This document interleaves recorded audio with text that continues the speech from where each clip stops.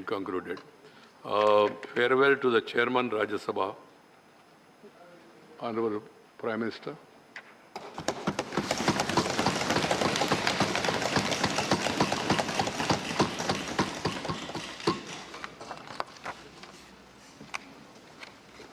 आदरणीय सभापति जी, आज हम सब सदन के सभापति और देश के उपराष्ट्रपति आदरणीय श्री वेंकैया नायडू जी को उनके कार्यकाल की समाप्ति पर उन्हें धन्यवाद देने के लिए उपस्थित हुए हैं।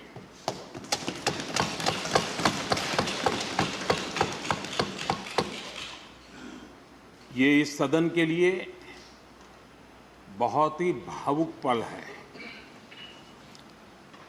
सदन के कितने ही ऐतिहासिक पल आपकी गरिमामय उपस्थिति से जुड़े हुए हैं। फिर भी अनेक बार आप कहते रहे हैं, I have retired from politics but not tired from public life. और इसलिए इस सदन को नेतृत्व देने की आपकी जिम्मेदारी भले ही पूरी हो रही हो, लेकिन आपके अनुभवों का लाभ भविष्य में सुदीर्घ काल तक देश को मिलता रहेगा। हम जैसे अनेक सार्वजनिक जीवन के कार्यकर्ताओं को भी मिलता रहेगा। आदरणीय सभापति महोदय, आजादी के अमृत महोत्सव में आज जब देश अपने अगले 25 वर्षों की नई यात्रा शुरू कर रहा है, तब देश का नेतृत्व भी एक तरह से एक नए युग के हाथों में है। हम सब जानते हैं कि इस बार हम एक ऐसी 15 अगस्त मना रहे हैं जब देश के राष्ट्रपति, उपराष्ट्रपति, स्पीकर, प्रधानमंत्री सबके सब वो लोग हैं जो आजाद भारत में पैदा हुए हैं।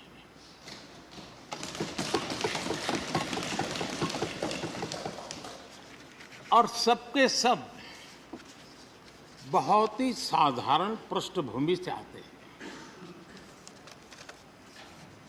मैं समझता हूं उसका अपना एक सांकेतिक महत्व है,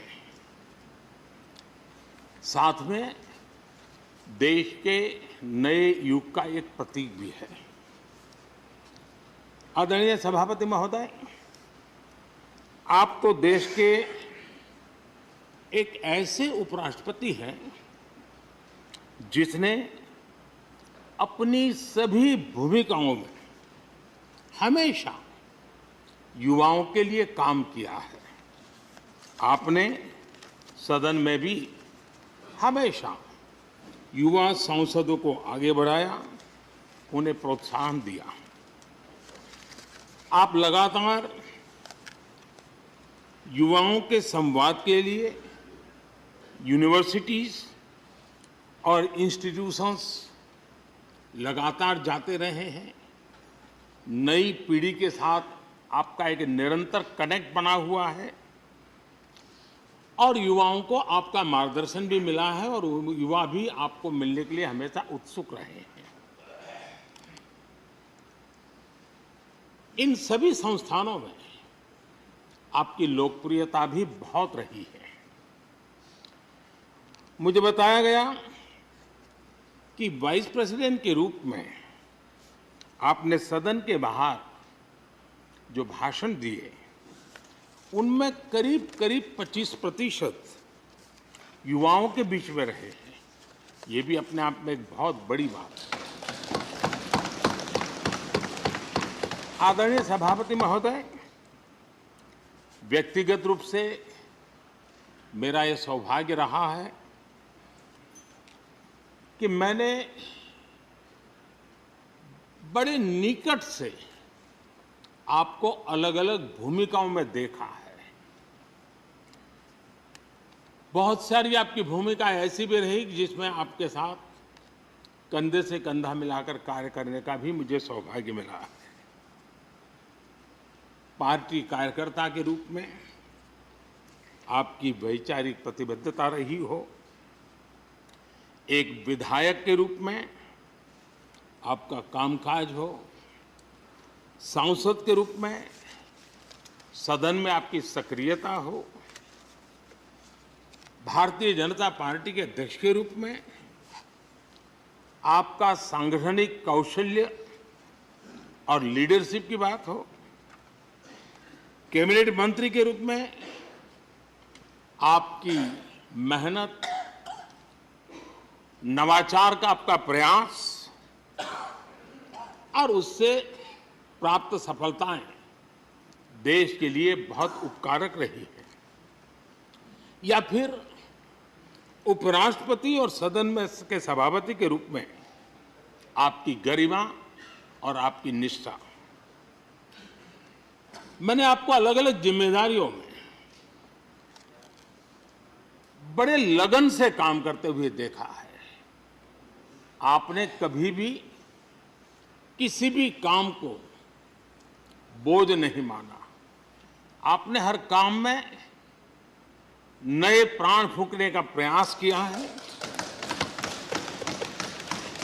आपका जज्बा, आपकी ये लगन हम लोगों ने निरंतर देखी है। मैं इस सदन के जरिए प्रत्येक माननीय सांसद और देश के हर युवा से कहना चाहूंगा कि वो समाज, देश और लोकतंत्र के बारे में आपसे बहुत कुछ सीख सकते हैं।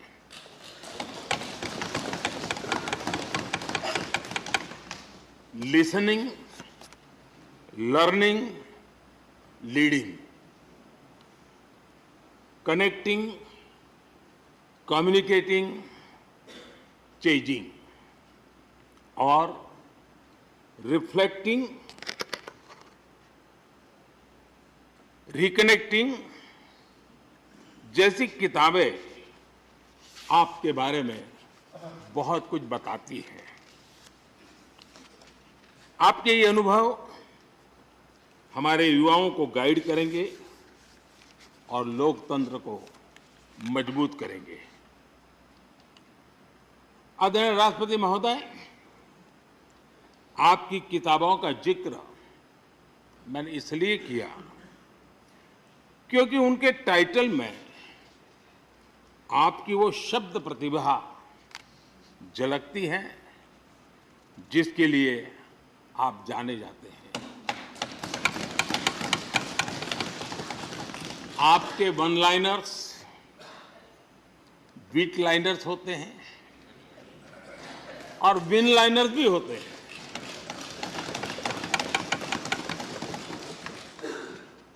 यानी उसके बाद कुछ और कहने की जरूरत ही नहीं रह जाती। Your each word is heard, preferred and reward and never countered.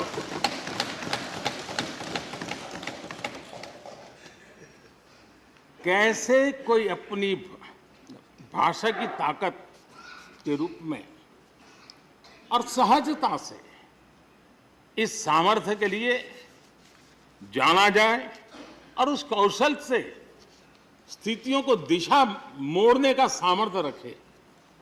सचमुच में आपके इस सामर्थ्य को मैं बधाई देता हूं।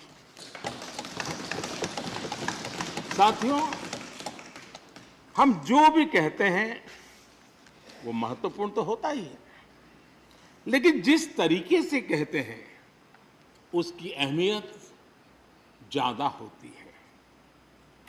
किसी भी संवाद की सफलता का पैमाना यही है कि उसका गहरा इम्पैक्ट हो, लोग उसे याद रखें और जो भी कहें उसके बारे में लोग सोचने के लिए मजबूर हो।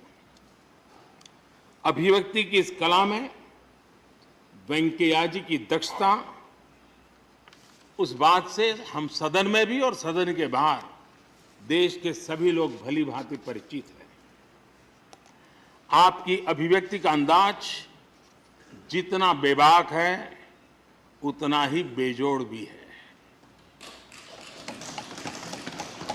आपकी बातों में गहराई भी होती है, गंभीरता भी होती है, वाणी में बीट भी होता है और वेट भी होता है, वार्मथ भी होता है और विजडम भी होता है।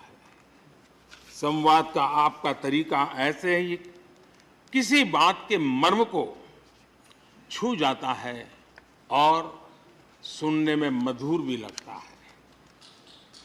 आदरणीय सभापति महोदय, अपने दक्षिण में छात्र राजनीति करते हुए अपना राजनीतिक सफर शुरू किया था।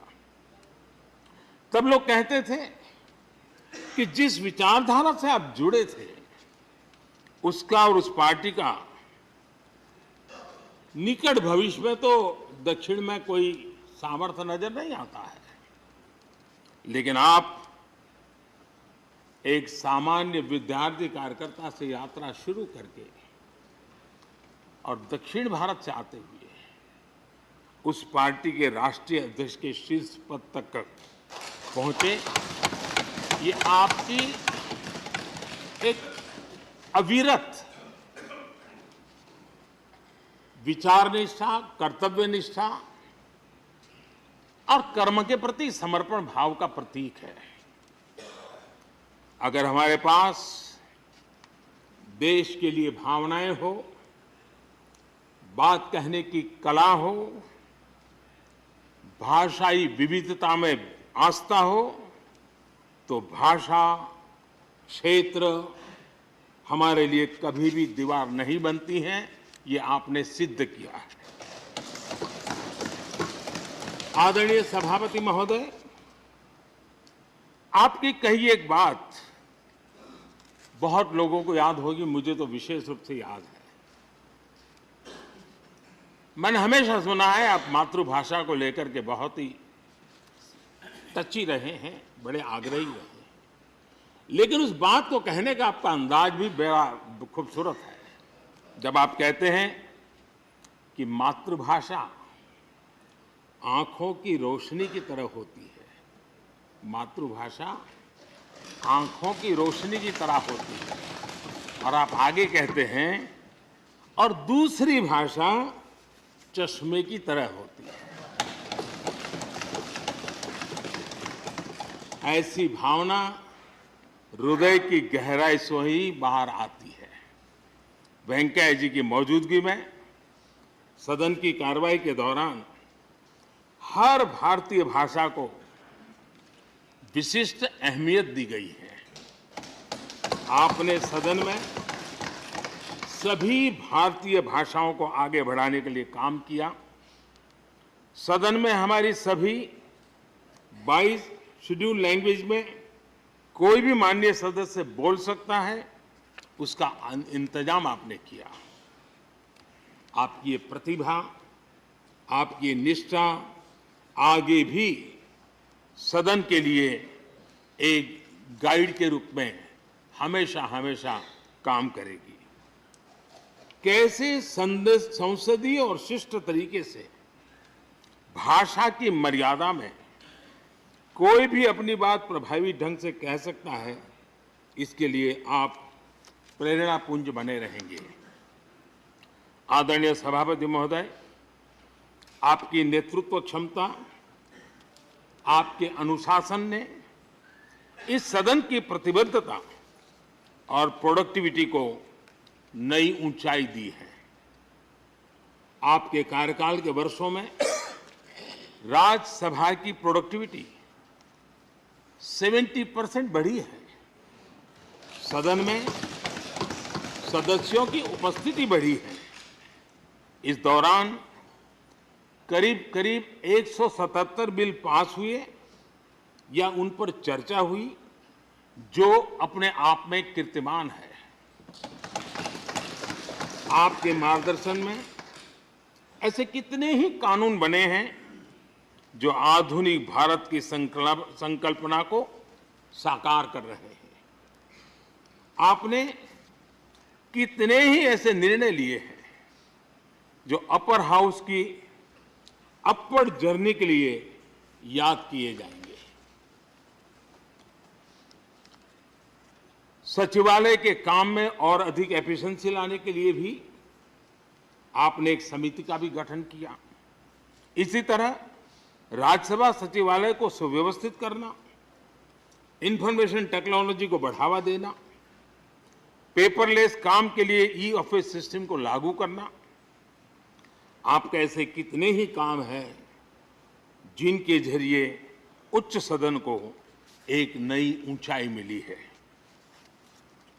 आदरणीय सभापति महोदय, हमारे यहाँ शास्त्रों में कहा गया है, न सा सभा यत्र न सन्ति वृद्धा न ते ये न वदन्ति धर्मम। अर्थात जिस सभा में अनुभवी लोग होते हैं वही सभा होती है, और अनुभव लोग वही है जो धर्म यानी कर्तव्य की सीख दें। आपने मार्गदर्शन में राज्यसभा ने इन मानकों को पूरी गुणवत्ता से पूरा किया है। आप माननीय सदस्यों को निर्देश भी देते थे और उन्हें अपने अनुभवों का लाभ भी देते थे, और अनुशासन को ध्यान में रखते हुए प्यार से डांटते भी थे। मुझे विश्वास है कि किसी भी सदस्य ने आपके किसी भी शब्द को कभी अन्यथा नहीं लिया। ये पूंजी तब पैदा होती है जब व्यक्तिगत जीवन में आप उन आदर्शों और मानकों का पालन करते हैं। आपने हमेशा इस बात पर बल दिया कि संसद में व्यवधान एक सीमा के बाद सदन की अवमानना के बराबर होता है। मैं आपके इन मानकों में लोकतंत्र की परिपक्वता को देखता हूं। पहले समझा जाता था कि अगर सदन में चर्चा के दौरान शोरगुल होने लगे तो कार्यवाही को स्थगित कर दिया जाता है, लेकिन आपने संवाद, संपर्क और समन्वय के जरिए न सिर्फ सदन को संचालित किया बल्कि उसे प्रोडक्टिव भी बनाया। सदन की कार्यवाही के दौरान जब सदस्यों के बीच कभी टकराव की परिस्थिति पैदा होती थी तो आपसे बार बार सुनने को मिलता था, let the government propose, let the opposition oppose and let the house dispose. इस सदन को दूसरे सदन से आए विधेयकों पर निश्चित रूप से सहमति या असहमति का अधिकार है। यह सदन उन्हें पास कर सकता है, रिजेक्ट कर सकता है या अमेंड कर सकता है, पर उन्हें रोकने की, बाधित करने की परिकल्पना हमारे लोकतंत्र में नहीं है। आदरणीय सभापति महोदय, हमारी तमाम सहमतियों और असहमतियों के बावजूद आज आपको विदाई देने के लिए सदन के सभी सदस्य एक साथ उपस्थित हैं। यही हमारे लोकतंत्र की खूबसूरती है। ये आपके लिए इस सदन के सम्मान का उदाहरण है। मैं आशा करता हूं कि आपके कार्य, आपके अनुभव आगे सभी सदस्यों को जरूर प्रेरणा देंगे। अपने विशिष्ट तरीके से आपने सदन चलाने के लिए ऐसे मानदंड स्थापित किए हैं जो आगे इस पद पर आसीन होने वालों को प्रेरित करते रहेंगे। जो लेगेसी आपने स्थापित की है, राज्यसभा उसका अनुसरण करेगी, देश के प्रति अपनी जवाबदेही के अनुसार कार्य करेगी। इसी विश्वास के साथ आपको पूरे सदन की तरफ से, मेरी तरफ से अनेक अनेक शुभकामनाएं देता हूं और आपने देश के लिए जो कुछ भी किया है, इस सदन के लिए जो कुछ भी किया है, इसके लिए सबकी तरफ से ऋण स्वीकार करते हुए मैं आपका धन्यवाद करता हूं। बहुत बहुत शुभकामनाएं। धन्यवाद प्रधानमंत्री जी।